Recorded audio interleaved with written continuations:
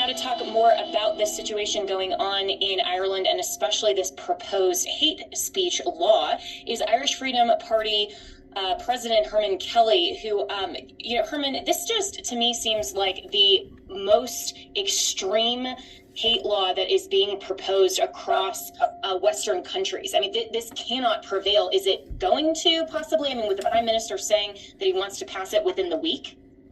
It is draconian in the extreme.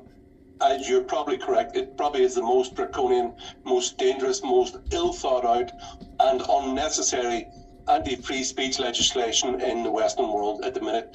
The hubris of this government, it's because there's like a uni-party in Ireland, the political class, the media class, and the huge NGO. Would you believe me that the Quango, or supposedly non-government organisation sector in Ireland, takes up 8% of the national budget?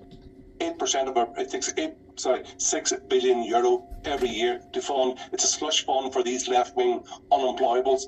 And the political class, the media class, like they marry each other. Their views are on so many issues are completely uniform. So be it on the European Union, on control of immigration, on transsexual toilets, all these, be it in social issues or even their views on fundamental human rights. They're so similar, and so it wouldn't surprise me. They will have a majority in the Dáil if this is pressed through. They're using what happened in Ireland on Thursday as a pretext to bring in the most dangerous anti-free speech legislation in the whole Western world. It's completely unnecessary because Ireland already has laws to do with libel, to do with incitement to violence, all these things. But this what they're proposing has to do with control of thought.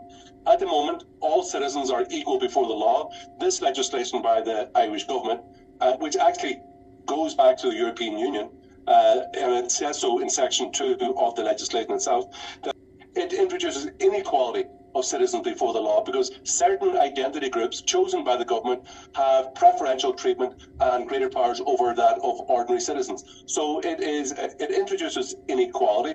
The whole idea of thought crime, even if you don't spread it to someone else, even if you like memes, have you have a thought crime, police will be breaking into your house. They also have a right to demand that you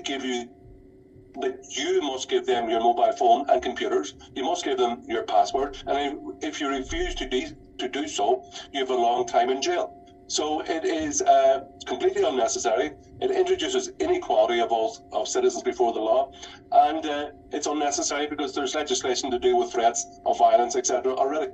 Well, and this is why, Herman Kelly, the constitutional protections that we enjoy in America that are being severely diminished, and they're basically being eradicated through our court system that is trying to just opinion them away and say that they don't apply in favor of some of this type of woke legislation. Those are still things that we can fight for here in America. But the political environment and the lack of, for example, our Fourth Amendment says that the government cannot have an unreasonable search and seizure. We don't have to give our cell phones or our passwords to the government and some of those things. And so what is the political recourse in Ireland when you don't have some of those same protections similarly in a Bill of Rights? Well, I'll tell you what, I was actually being prosecuted by the state for holding a rally against the lockdown in November 2020. I was charged with 2 charges, basically. So, during COVID, they had the lockdown, and I was opposed to that because they stopped you travelling, seeing your family, going to work, etc. Why they're fundamental rights. But I found out in a very fine reading of the Constitution that actually in Ireland, free speech can be constricted for 1, public morality, and 2, public order. Quite incredibly, so there's no fundamental and strict right to free speech. They can be constrained by the state. So it is actually quite dangerous. And there's very little recourse because it's under once the state introduces legislation. They say, we have public order constraints in the Constitution. It's under our legislation, so tough. It's very, very dangerous. Now, good for us actually is that there's a huge interest in this, what is going on in Ireland, one, through what is happening with unconstrained immigration of unvetted males into our country. There's been just recently an attempted murder. There was a very important murder case by a foreigner there last 2 weeks ago. And now, so they're using these civil unrest in Ireland about attempted murder and murders in Ireland by non-nationals this is now the pretext to introduce anti-free speech legislation to suppress the rights of Irish people. It is very dangerous.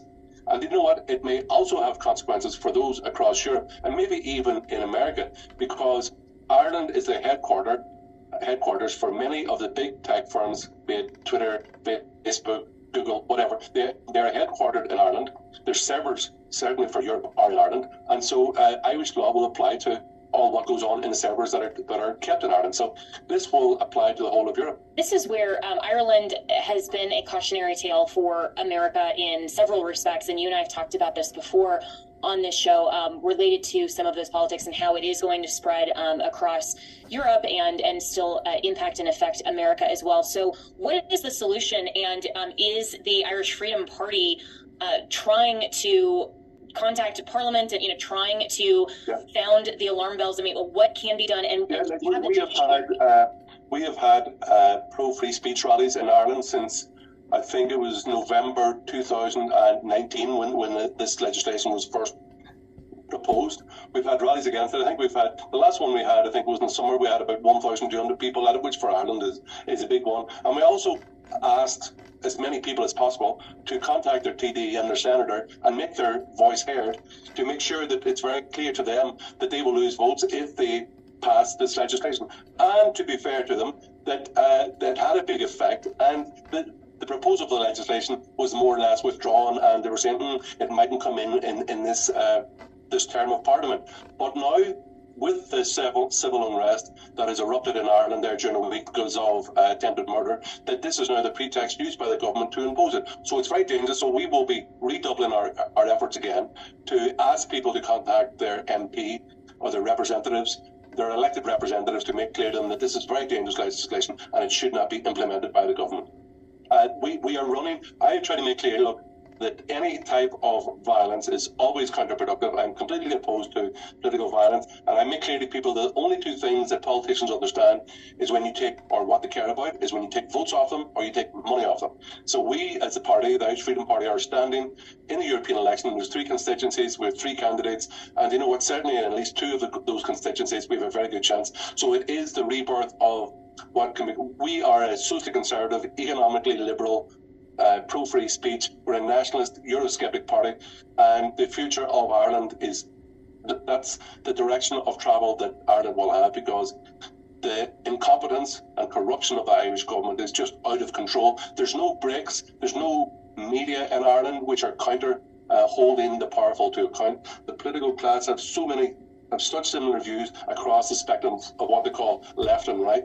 There's a real authoritarian streak has developed in Ireland, and I'm very sorry to say it, but it's going to be a very rough number of decades ahead. But politically, the direction of travel for the country, especially for young people, will be nationalist and Eurosceptic.